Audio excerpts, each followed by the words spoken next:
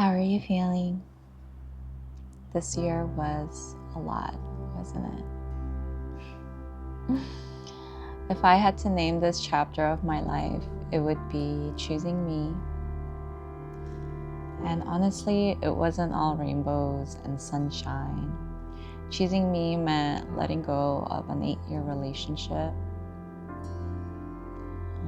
But more than that, choosing me meant letting go of the version of myself that was constantly critical, constantly doubting, and constantly shrinking. There were moments this year I was sitting alone in my new apartment thinking, I just blew up my entire life. And then slowly realizing, no, I just stepped into a completely new chapter, a whole new timeline. A big part of this year was learning to face things I was avoiding for a really long time. Avoiding hard conversations, avoiding slowing down, avoiding being alone with my thoughts. But choosing me meant sitting in that discomfort instead of running from it. It meant asking myself a question that I didn't always want to answer, which is, what do I truly long for? And then actually listening. Choosing me also meant chasing something of my own. Not because I had it figured out, and not because it was the smart or safe choice, but because it sparked joy. I didn't learn to crochet this year, but I did choose to start something I've been wanting to for a really long time. Just starting a small business, started teaching workshops, started making content, and putting my work and myself out into the world. Starting small, starting imperfectly, and most of all, starting scared. And somewhere in the middle of all of that, I ran a marathon, which is still kind of weird to say out loud. That experience has taught me something really important, and it's that I'm capable of doing hard things, not perfectly and not gracefully the whole time, but consistently. And that knowing and that quiet confidence is something I'm carrying with me. I'm still learning to be comfortable being seen.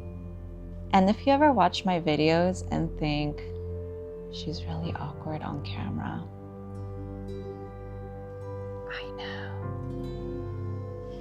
I spent most of my life looking at myself through a critical lens. So showing up on camera has been confronting in ways I didn't expect. But choosing myself meant showing up anyways, letting myself be seen before I'm ready, learning to soften the way I look at myself. This year, I've also been working on being more intentional with my thoughts, catching the spirals, interrupting the self-criticisms, and choosing what I feed my mind. And some days it's as simple as telling myself, today is gonna be the best day. Not because everything's perfect, but because my outlook matters. I'm learning to see the beauty in mundane things, the ordinary days, the moments of quiet, the small wins. I'm also learning that rest is vital. That slowing down is part of taking care of my mental health. Sometimes you just got a bed rot, and that's totally fine. Giving myself that space has taught me to choose gratitude over spiraling, presence over rushing, and kindness over being hard on myself. Rest isn't quitting, it's listening. One thing this year reminded me is how much support I actually have. Family, friends, community. I don't have to do everything alone, even though my instinct is to try. And I want to say this for anyone who needs to hear it. If all you did this year was survive, that's enough. You don't need a highlight reel. You don't need a transformation arc. You don't need to justify how hard it was. Choosing yourself doesn't have to be loud.